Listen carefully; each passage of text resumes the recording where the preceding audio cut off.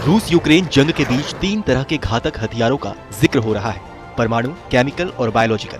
आज की इस वीडियो में हम आपको इन तीनों घातक हथियारों और इनके अंतर के बारे में बताएंगे। साथ ही ये भी बताएंगे कि अगर आने वाले समय में इन तीनों में से किसी एक का भी प्रयोग होता है तो कौन ज्यादा तबाही मचा सकता है। इसमें कोई संदेह नहीं है कि रासायनिक, परमाणु और बायोलॉजिकल ये तीनों ही हथियार विनाशकारी हैं और इन्हें वेपन्स ऑफ मास डिस्ट्रक्शन यानी कि सामूहिक विनाश का हथियार भी कहा जाता है। ये हथियार इतने विनाशकारी हथियार होते हैं कि वो एक झटके में ही पूरे शहर और देशों को मिटा सकते हैं। नागासाकी और हिरोशिमा पर परमाणु बम से हमला मानव इतिहास में पहला और आखिरी मौका था जब किसी वेपन्स ऑफ मास डिस्ट्रक्शन का इस्तेमाल किया गया था। सबसे पहले बात रासायनिक हथियारों की। आपको बताएं तो एक रासायनिक हथियार लैब्स में बनाए गए केमिकल के उपयोग से बनते हैं, यानी रासायनिक हथियारों में ऐसे हानिकारक केमिकल्स का इस्तेमाल किया जाता है जो एक बड़ी आबादी के लिए नुकसान या फिर मौत का कारण बन सकता है। रासायनिक हथियारों में जहरीले रसायन होते हैं जो आईडीज, मोर्टार्स, मिसाइलों और अन्य एजेंटों के माध्यम से प्रसारित किए जाते हैं। इन्हीं एजेंटों के कारण विस्फोट होता है और जहरीले रसायन हवा या फिर पानी में फैल जाते हैं। इन रसायन से किसी भी व्यक्ति की एक झटके में मौत हो सकती है। ये हथियार इतने खतरनाक होते हैं कि इनका प्रभाव तब तक रहता है जब तक कि हवा या फिर पानी को साफ नहीं कर दिया जाता। एक रासायनिक हथियार ठोस, तरल या फिर गैसीय किसी भी रूप में हो सकता है। Mustard gas, sarin, chlorine, hydrogen cyanide और टीयर गैस केमिकल हथियारों के सबसे बड़े उदाहरण हैं। वही बात अगर परमाणु हथियारों की करें तो परमाणु हथियारों को केमिकल हथियारों की तुलना में ज्यादा खतरनाक माना जाता है। ऐसा इसलिए क्योंकि केमिकल हथियार मुख्य तौर पर आबादी को नुकसान पहुंचाते हैं। जहरीले केमिकल के हवा, पानी या फिर अन्य किसी माध्यम से लोगों के शरीर में पहुंचने से जान का नुकसान तो होता है, लेकिन इसमें किसी फिजिकल ढांचे जैसे बिल्डिंग, मकान और किसी अन्य इंफ्रास्ट्रक्चर की बर्बादी नहीं होती।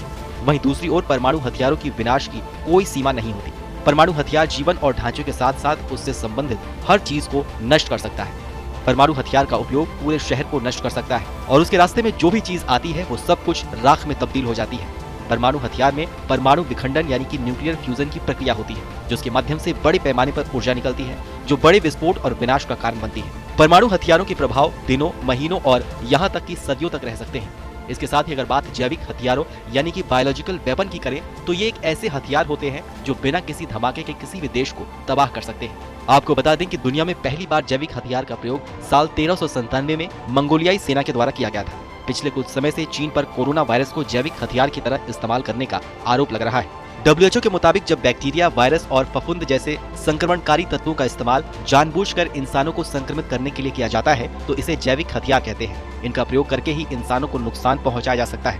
हालांकि इसमें से सबसे ज्यादा प्रयोग वायरस का होता है। जैविक हथियार कम समय में बहुत बड़े क्षेत्र में तबाही मचा सकते हैं। ये लोगों में ऐसी बीमारियां पैदा कर देते हैं कि वो या तो मरने लग जाते हैं या अपंग हो जाते हैं या फिर मनोरोगी बन जाते हैं। ऐसे में ये बात तो साफ है कि ये तीनों हथियार बड़े पैमाने पर जान का नुकसान कर सकते हैं, लेकिन इन तीनों में सबसे ज्यादा नुकसान परमाणु हथियार करते हैं, क्योंकि इनकी वजह से जान के साथ साथ इंफ्रास्ट्रक्चर की भी तबाही होती है। कैसी लगी आपको हमारी ये जानकारी? हमें कमेंट सेक्शन में कमेंट करके जरूर बताइए। बाकी देश और दुनिया की तमाम बड़ी खबरों के लिए देखते रहिए। आप देख रहे हैं भारत न्यूज, हर खबर